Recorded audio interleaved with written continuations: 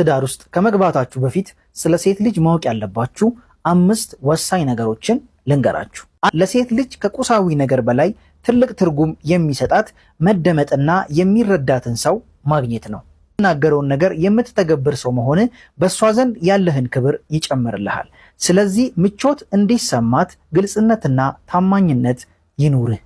ሴቶች በተለያዩ ጊዜያት በወር አበባ፣ በወሊድና በእርግዝና ወቅት የባህሪ ለውጥ ያጋጥማቸዋል።